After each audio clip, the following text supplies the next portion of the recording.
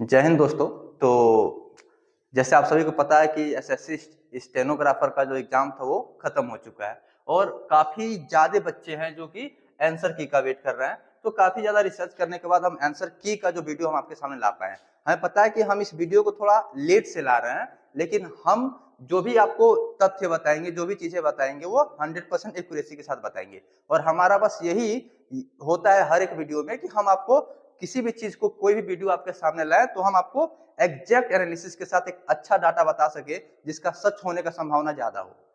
तो इसीलिए हमें थोड़ा लेट हो गया इस वीडियो को लाने में। लेकिन ये जो आंसर की का वीडियो हम लाए हैं और जो भी चीजें हम आपको बताएंगे, आप मोस्ट प्रेडिक्टेबल आप इस चीज को मान सकते हैं।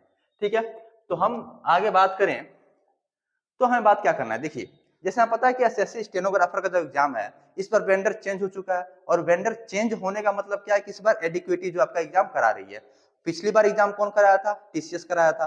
तो पिछला जो ट्रेंड रहा था इसके हिसाब से हमारा आंसर की कब आया था। और ये देखना क्यों जरूरी है? देखना इसलिए जरूरी है क्योंकि आंसर की को रिलीज आपका एसएससी ही करता है। पार्टी जैसे टीसीएस है ना, एडिक्विटी, आपका एग्जाम कोई भी चीजें कराए, कोई भी संस्था कराए, लेकिन जो कोई भी वेंडर कराए, लेकिन जो आपका आंसर की है वो रिलीज कौन करता है? वो एसएससी ही रिलीज करता है। और इसलिए हमें पिछला ट्रेंड देखना बहुत ज्यादा जरूरी है। अच्छा, पिछला ट्रेंड हम देख क्यों रहे हैं? देख इसलिए रहे हैं क्योंकि एसएससी ही हमारे आंसर की को जारी करेगा, चाहे वेंडर कोई भी हो। ठीक है, तो इसलिए हम बात करें तो जो एसएससी स्टेनोग्राफर का जो एग्जाम था, यदि 2022 की बात किया जाए तो ईयर 2022 में एग्जाम का जो डेट था वो 17 और 18 नवंबर था। और जो आपका आंसर की आ गया था वो 24 नवंबर को आ गया था, अप्रोक्स 6 दिन बाद। यानी कि एग्जाम होने के 6 दिन बाद आपको आपका आंसर की देखने को मिल गया था। अच्छा, 2023 में यदि हम बात करें तो ये 12 से 13 अक्टूबर को जो आपका एग्जाम था वो कराया गया था। और आपका एग्जाम का जो आंसर की है वो आ गया था 16 अक्टूबर को, लगभग 3 दिन बाद। तो आप इन सब चीजों को देख रहे होंगे। 2024 की बात करें तो 10 से 11 दिसंबर आपका एग्जाम डेट था। और आपका जो आंसर किया था वो 16 दिसंबर, यानी कि अप्रोक्स 5 दिन बाद आपको यहाँ पे आंसर की देखने को मिल गया था। अच्छा, क्या ये जो हम डाटा देख रहे हैं, जो एसएससी का ये प्रीवियस जो ट्रेंड रहा है कि 6 दिन, 3 दिन और 5 दिन बाद आंसर की जारी कर दिया है, क्या यही ट्रेंड हमें देखने को मिलेगा? तो ट्रेंड हमें यही देखने को मिलेगा, लेकिन सबसे बड़ी जो समस्या है वो समस्या क्या है उसके बारे में बात करें तो वो ये है। और इसमें क्या हुआ था कि जो 8 तारीख का जो आपका एग्जाम था, हम बात करें तो जो आपका 8 तारीख का एग्जाम था उसका जो सेंटर था महारसी में ही, ऑनलाइन एग्जामिनेशन सेंटर, जो कि आपका बिहार का एक सेंटर था। और यहाँ के एग्जाम को क्या कर दिया गया था? कैंसिल कर दिया गया था। तो हमारा जो आंसर की है और टोटली डिपेंड इस एग्जाम पे हो गया है कि ये एग्जाम कब होगा। लेकिन हम ये कह सकते हैं कि जब ये एग्जाम कंडक्ट हो जाएगा इसके बाद ही आपका आंसर की आएगा। क्योंकि कोई भी वेंडर और कोई भी संस्था ये नहीं सोचता है कि हम आंसर की पहले ही रिलीज कर दे ताकि बच्चों को एग्जाम का पैटर्न समझ में आ जाए, एग्जाम में क्या क्या क्वेश्चन आ रहे हैं ये चीज समझ आ जाएगा। किन बच्चों को? उन बच्चों को जिनका एग्जाम बाद में होना है। तो इसलिए आंसर की वो पहले रिलीज नहीं करेगा जब तक इन बच्चों का एग्जाम नहीं हो जाता। अच्छा, अगर इन बच्चों का एग्जाम हो जाता है इसके कितने दिन बाद तक जारी कर सकता है?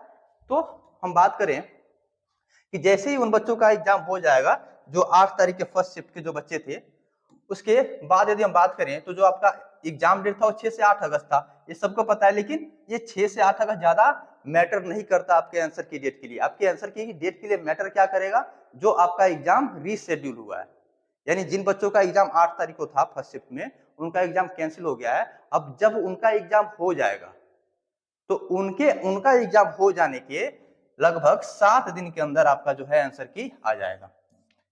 और ये मोस्ट प्रोबेबली चांस है, 90% चांस है कि आपका जैसे उन बच्चों का एग्जाम कंडक्ट हो जाएगा उसके 7 दिन यानी 1 हफ्ते के अंदर, यानी 5 से 7 दिनों के अंदर आपका जो है आंसर की आपको देखने को मिल जाएगा, अप्रोक्स 5 से 7 दिन।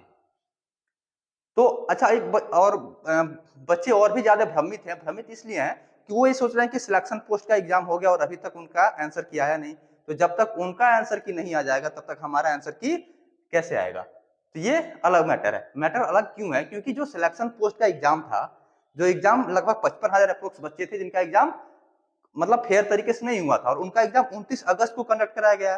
तो जब तक उनका एग्जाम हो नहीं जाएगा तब तक उनका आंसर की नहीं आएगा, यानी उनके आंसर की में एक बहुत लंबा डिले देखने को मिल रहा है। तो सिलेक्शन पोस्ट का आंसर की और आपका स्टेनोग्राफर के आंसर की में बहुत ज्यादा अंतर है। जैसे ही एसएससी आपके उन बच्चों का जिन बच्चों का एग्जाम कैंसिल हुआ था 8 अगस्त के फर्स्ट शिफ्ट वाले, जो बिहार में जो सेंटर था, जैसे ही उन बच्चों का एग्जाम कंडक्ट हो जाएगा उसके जस्ट 5 से 7 दिनों के अंदर आपको अपना आंसर की देखने को मिल जाएगा। इस भ्रम में मत रहिएगा कि सिलेक्शन पोस्ट के आंसर की आपके स्टेनोग्राफर के आंसर की से इन दोनों में कोई भी रिलेशन नहीं है। जैसे उनका एग्जाम कंडक्ट होगा सिलेक्शन पोस्ट वालों का, उनका आंसर किया जाएगा, और जैसे ही आपका ये जो एग्जाम जिसे कैंसिल किया गया वो एग्जाम जैसे कंडक्ट हो जाएगा 5 से 7 दिनों के अंदर आपका आंसर की देखने को मिल जाएगा। तो आप लोगों को ज्यादा वीडियो देखने की जरूरत नहीं है, आप बस उस समय का इंतजार कीजिए कि उनका जो एग्जाम है, जिन बच्चों का एग्जाम बच्चा उनका एग्जाम हो जाए और उसके तुरंत बाद आपको अपना आंसर की देखने को मिल जाएगा।